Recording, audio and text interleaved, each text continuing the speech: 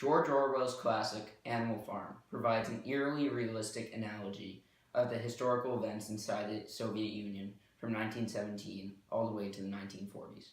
Released in 1945, the book is meant to show a simpler perspective of historical events. These historical events include the Russian Civil War, Stalin's exiling of his political enemies, and the German invasion of the USSR.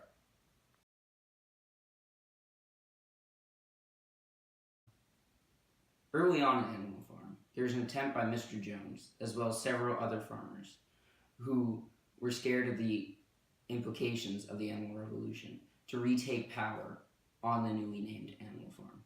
This, of course, represents the Russian Civil War, which in effect was to reverse the Russian Revolution and to put the Tsar back in power.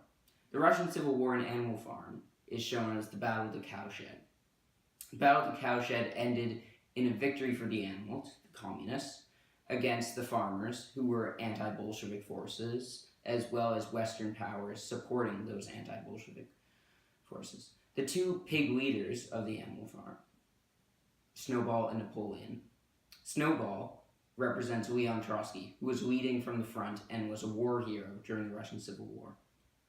And Napoleon represents Stalin, who was more behind the scenes during the Russian Civil War in the Communist Party.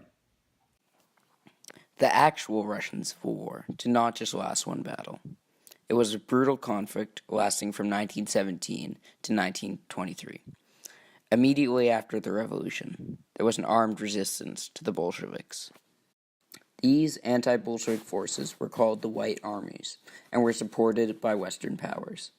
The Western powers were represented by the other farmers who were helping Mr. Jones attack Animal Farm.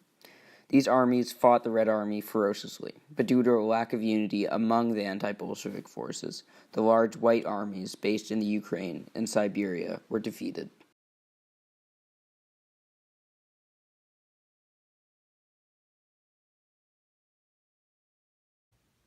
After the revolution and Battle of the Cowshed, there was a power struggle on the Animal Farm. The old major, representing Lenin, Karl Marx, and original communistic ideals, died out, and the two pigs, Snowball and Napoleon, took over, of course representing Trotsky and Stalin. Napoleon, of course Stalin, was getting increasingly totalitarian.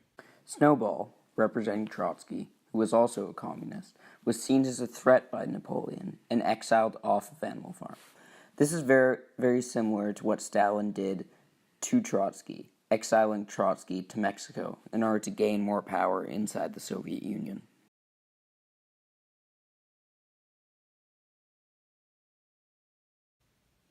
Near the end of the novel, there is a conflict between the Animal Farm and Mr. Pilkington's farm.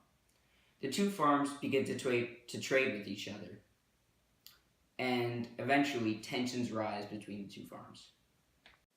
This represents the pre-war relationship between the Soviet Union and Nazi Germany. The nations are cooperating until a surprise attack by the Germans on the Soviet Union, known as Operation Barbarossa. In the book, it is a few mere men attacking Animal Farm, but in real life, Operation Barbarossa was the largest invasion in military history. In fact, the rest of the theaters of World War II combined are still not larger than the Russian theater of war. The animals eventually stopped this attack near the windmill on the farm, a place of symbolic importance to the animals. This symbolizes the battle for the city of Stalingrad, which is widely perceived by historians to be the worst battle in human history.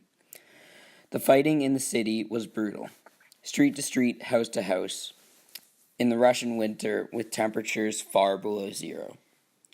But a Soviet counteroffensive eventually pushed the invader back and away from this important symbol for Russia because the city bore Stalin's name. Conclusively, Animal Farm is a fantastic analogy for Russian history from 1917 to 1945. It creates new characters to represent real historical figures like Stalin and Trotsky and the two pigs, as well as creating events in the novel to those of the actual Soviet Union. These all overlap to make a fantastic story.